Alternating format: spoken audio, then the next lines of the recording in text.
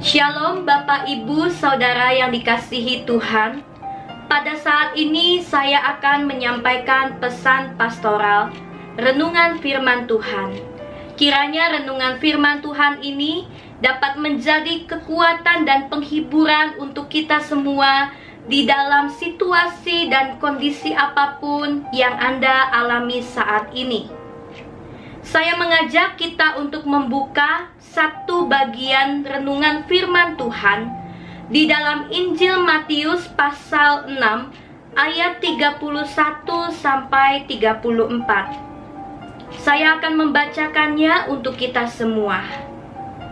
Sebab itu janganlah kamu khawatir dan berkata, apakah yang akan kami makan? Apakah yang akan kami minum? Apakah yang akan kami pakai?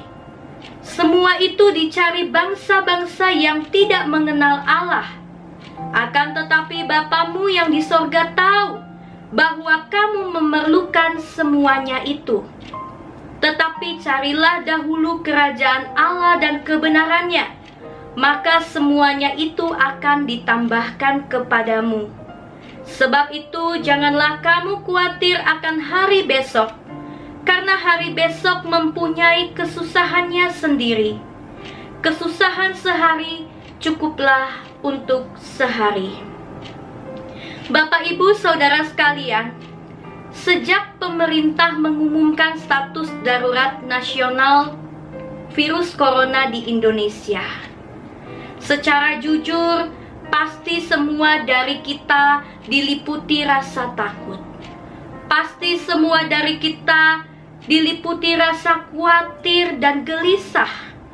Mungkin begitu banyak juga pertanyaan-pertanyaan di dalam benak kita.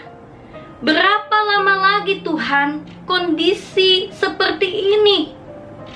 Kondisi yang harus saya alami yang menakutkan. Banyak kantor, banyak perusahaan omsetnya anjlok. Sekolah diliburkan. Bahkan gereja diminta untuk beribadah di rumah masing-masing untuk mencegah dan menghentikan penyebaran virus COVID-19 ini. Banyak dari kita bingung, bagaimana saya harus menggaji karyawan saya? Bagaimana saya harus memberikan THR nanti kepada mereka? Nah saudara, di dalam Matius 6 ini Tuhan Yesus memberikan perintah kepada saudara dan saya supaya kita tidak khawatir di dalam kehidupan ini. Perkataan Tuhan Yesus bukan berarti Dia melarang kita untuk kita tidak boleh khawatir. Tetapi yang Tuhan Yesus maksud adalah Tuhan Yesus mau supaya kekhawatiran itu tidak menguasai hidup kita. Kekhawatiran itu tidak menguasai hati dan pikiran kita. Saudara, Tuhan Yesus mau supaya kita tidak usah khawatir akan hari esok. Jikalau kita sampai benar-benar merisaukan, mengkhawatirkan, bahkan kita ketakutan itu menguasai diri kita, sampai-sampai itu semua dapat mempengaruhi aspek kehidupan kita seluruhnya. Kita jadi khawatir, gelisah, bahkan mungkin kita tidak bisa makan, kita tidak bisa minum, kita tidak bisa tidur. Karena apa? Karena kekhawatiran itu menguasai hidup kita dan pikiran kita. Sampai-sampai banyak orang memborong segala sesuatunya dan melupakan orang-orang yang masih memerlukan dan membutuhkan itu semua. Mungkin kekhawatiran itu juga membuat akhirnya pikiran kita jadi buntu. Pemikiran kita akhirnya jauh dari kebenaran. Tuhan mau kita berhikmat. Di tengah-tengah kondisi seperti ini Tuhan mau kita beriman, tetapi juga kita memiliki hikmat pikiran yang sehat. Saudara dan Bapak Ibu yang dikasihi Tuhan, Tuhan Yesus melarang kita jangan sampai kita terlalu merisaukan hari esok, sehingga akhirnya juga kita meragukan kebaikan Tuhan. Akhirnya kita meragukan pemeliharaan Tuhan di dalam hidup kita. Saudara, kekhawatiran itu sesungguhnya akan mempengaruhi juga semua sirkulasi dan seluruh sistem di dalam tubuh kita. Begitu banyak orang meninggal karena tertekan, karena mereka cemas dan takut yang begitu hebat luar biasa. Kekhawatiran merupakan pemborosan energi, waktu, dan pikiran kita. Di dalam ayat 31 sampai dengan 34, ada dua penyebab mengapa kita khawatir.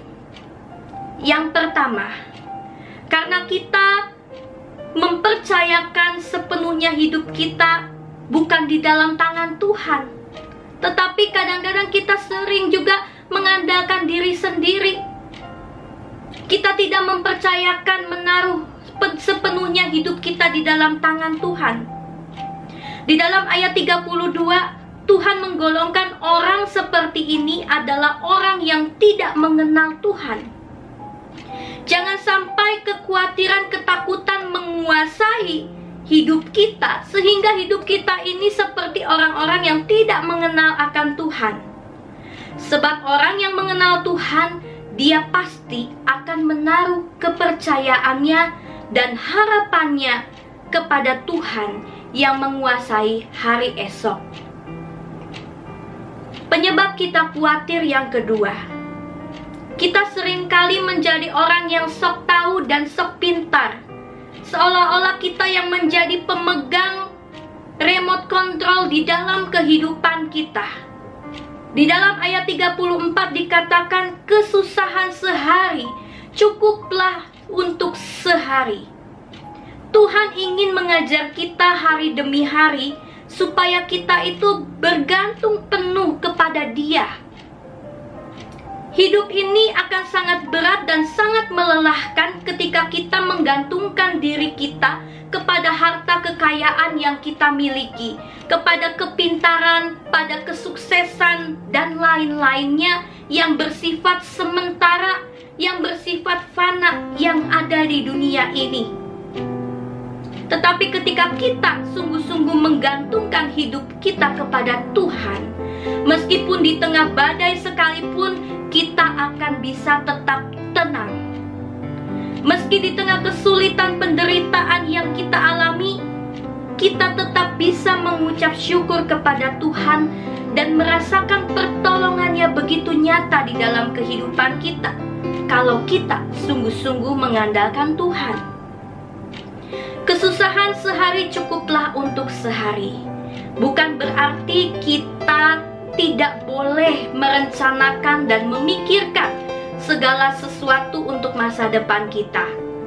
Ingat, ada bagian yang harus kita kerjakan, dan ada bagian juga yang Tuhan kerjakan. Bagian Tuhan janganlah kita ambil. Tuhan mau kita percaya sungguh-sungguh kepada Dia. Jikalau saudara dan saya sampai hari ini ada, itu adalah pemeliharaan Tuhan. Maka Tuhan yang sama juga pasti akan memelihara kita di masa-masa yang akan datang. Kalau dulu Tuhan sudah memelihara kita sampai dengan saat ini, dan Tuhan juga yang akan menolong kita untuk masa depan kita. Mari Bapak Ibu Saudara yang dikasihi Tuhan, percayalah kepada Tuhan. Taruhlah hidup kita di dalam tangan-Nya. Karena hari esok Tuhan yang pegang dan Tuhan yang kuasai. Tuhan akan menjadikan semuanya indah pada waktunya. Saudara, janganlah takut dan khawatir. Taruhlah harapan kita sepenuhnya kepada Tuhan. Tuhan Yesus memberkati. Amin.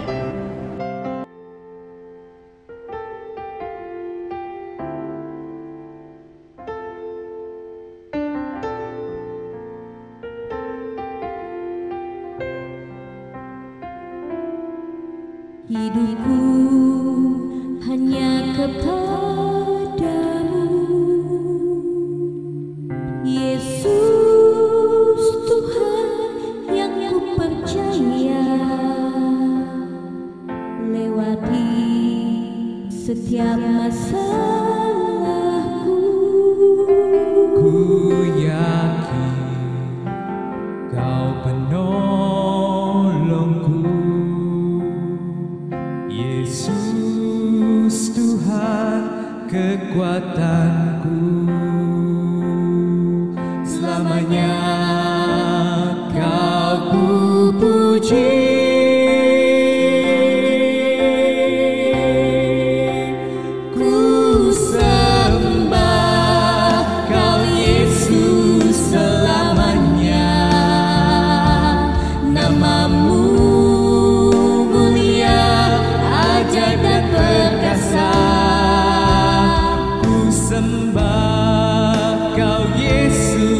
selamanya dalam setiap langkahku.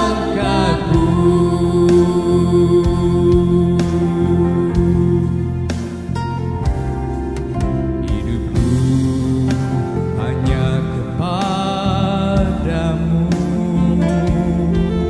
Yesus Tuhan yang ku percaya. Lewati setiap masalahku,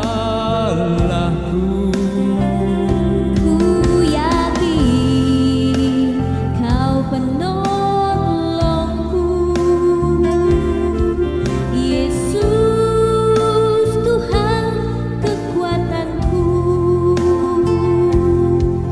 Selamanya Kau ku puji,